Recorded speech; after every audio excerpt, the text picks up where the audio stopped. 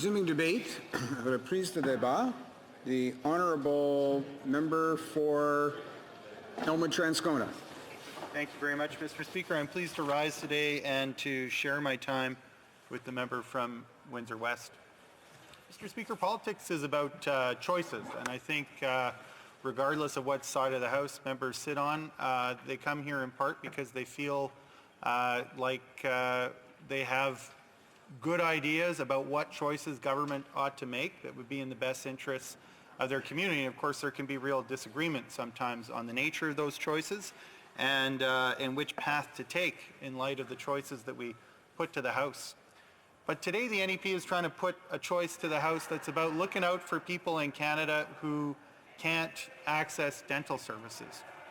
It's important because, well, having good oral health is important to your health overall, but we also know, because we heard stories on the campaign just this last fall about how important it is for people seeking employment and the kind of social stigma that is attached to not being able to take care of your oral health, Mr. Speaker.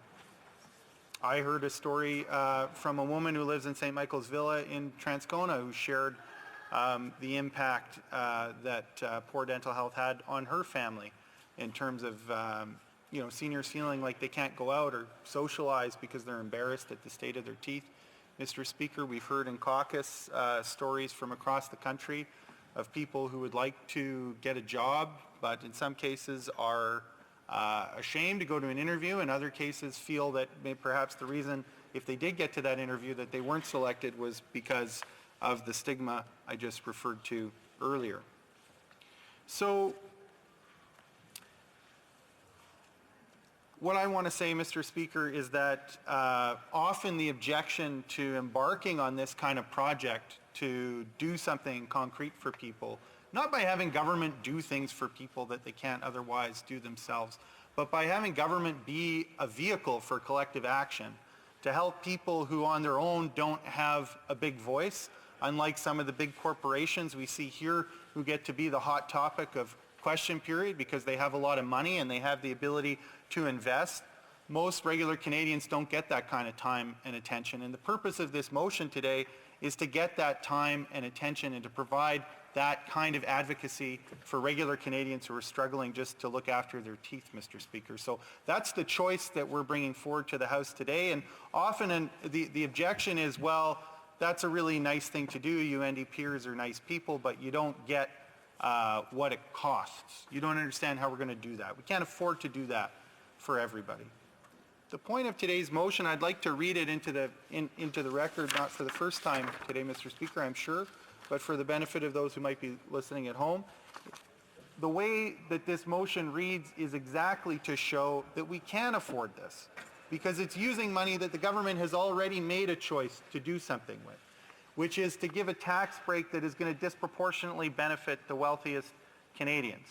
So our motion reads that the House call on the government to change its proposed tax cuts by targeting benefits to those who earn less than $90,000 per year, and to use the savings from that to invest in priorities that give real help to Canadians, including dental coverage for uninsured families making less than $90,000 a year.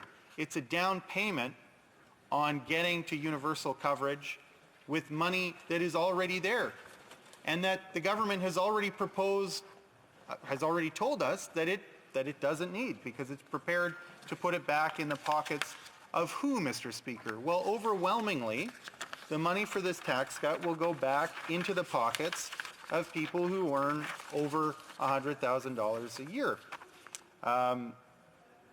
The largest benefits that you can get under this tax cut, so even if you got the biggest benefit for an individual Canadian, it would be in the neighborhood of $300 a year, which ain't that much, Mr. Speaker.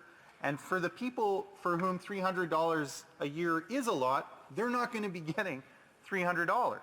So instead of doing that, instead of giving $300 per year to people who are already making at least $113,000 a year, we can ensure that families with the least income in Canada are getting access to a service that right now they don't have access to. We heard earlier our leader in the House, made reference to the long lineups at free university dental clinics in Montreal, I think was the example he used, but it's not unique to Montreal. It's happening across the country.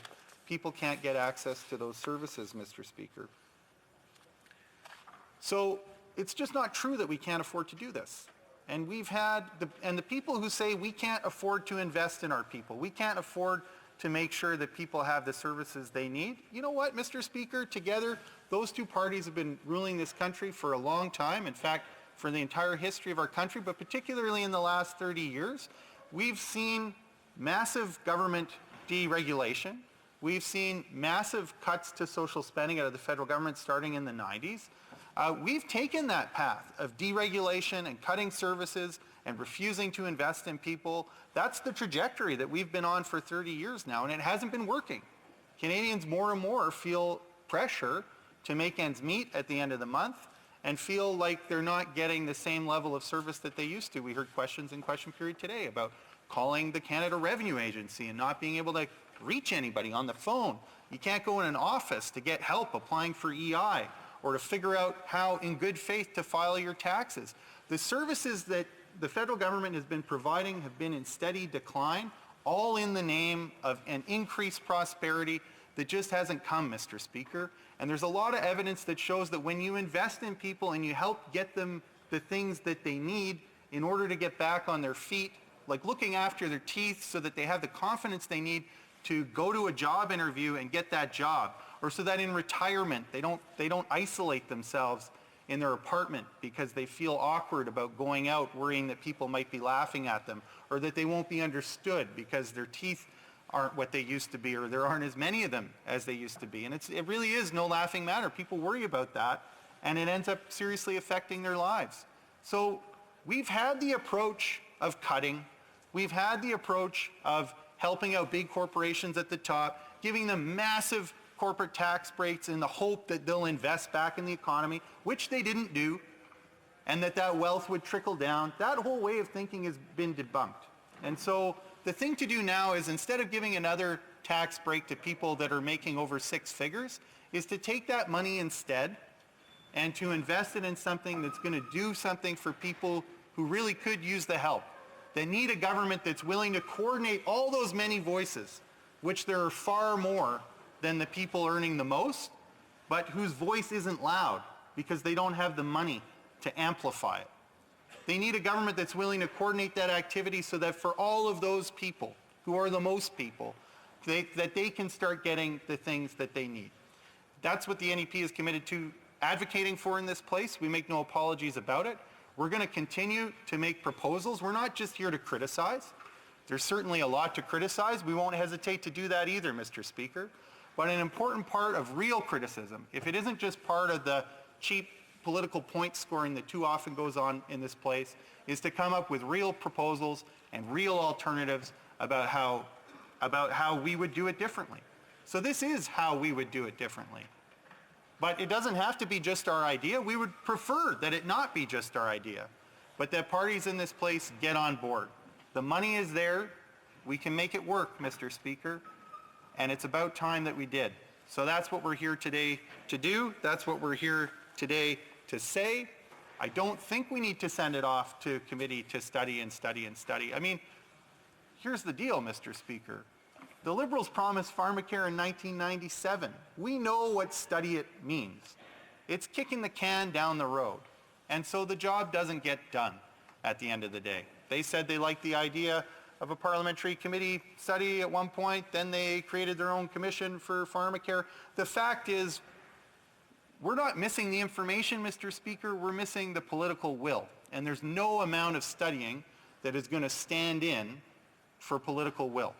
And what the motion does today, it doesn't make the change in the budget. What it does is it calls on the House to affirm that change, to call on the government to make it, and surely with the resources of government, if we have the political will, we can get this done and get it done quickly, Mr. Speaker, and that's what we're calling on this House to do.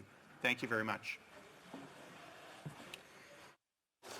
Questions and comments? Question commentaire. The honourable member for, let's go to the honourable member for Calgary-Shepherd. Thank you, Mr. Speaker. So I'd like to thank the member for his contribution to the debate. He's a Westerner. He's a social gospel kind of movement. You know, his father and him, I think, are part of those rare few NDPers that sometimes we Conservatives can agree with. So the first part of the motion, I obviously like it. He knows this. The second part of the motion I have a problem with. We're running a $26.6 billion deficit. And I'm going to refer to some words from Roy Romanow, actually, and Tommy Douglas, who said, you know, while you're in debt, you are actually not making policy decisions anymore on behalf of your people. You're making policy decisions on behalf of the people you owe the money to. So what I see by running up large successive deficits and accumulating more debt, which the first part of the motion could easily deal with, is a policy of letting bankers decide for us what we should be doing. So I'm going to ask the member, is that a wise way of doing it? Roy Romanow, I'm guessing, would not agree with it. We should be paying down the debt, reducing the deficit so that especially tougher means with lower incomes don't have to keep paying taxes to finance our out-of-control spending. Honourable member for Edmonton, Elmwood Transcona.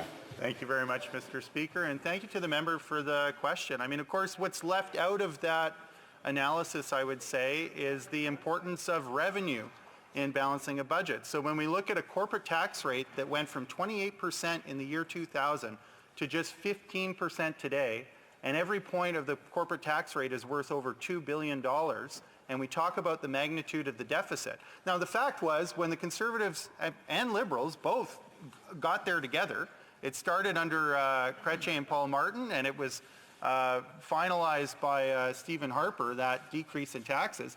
The story was that, you know, private industry was going to take those tens of billions of dollars and invest them in the Canadian economy, and that didn't happen, Mr. Speaker. So that promise, the promise of what those tax cuts were meant to do was never realized, and the fact is that money could be better spent, and there's no way that we're ever going to balance a budget if we don't raise enough revenue. Questions and comments. The honourable member for Beaches, East York. Thanks very much, Mr. Speaker. I want to thank the member for speaking.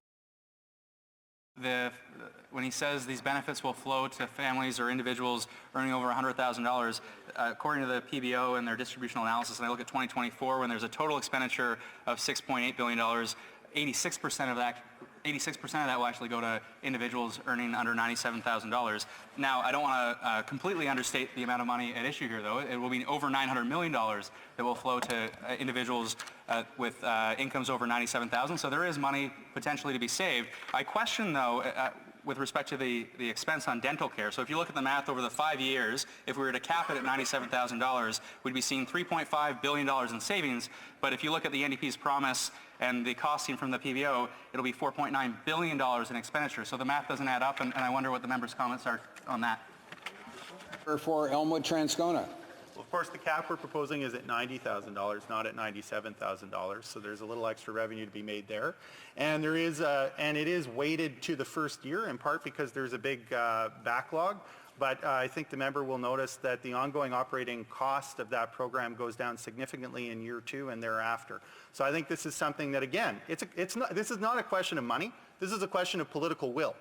The math is there to make this work, and if it's the question of a slightly of a small additional investment at the outset in order to get it up and going, I think that's quite reasonable. If the House wants it, and if the government wants it, surely we can get it done. We've got money for MasterCard, we've got money for Loblaws. That's the kind of money we're talking about to make up for the small difference that the member mentioned.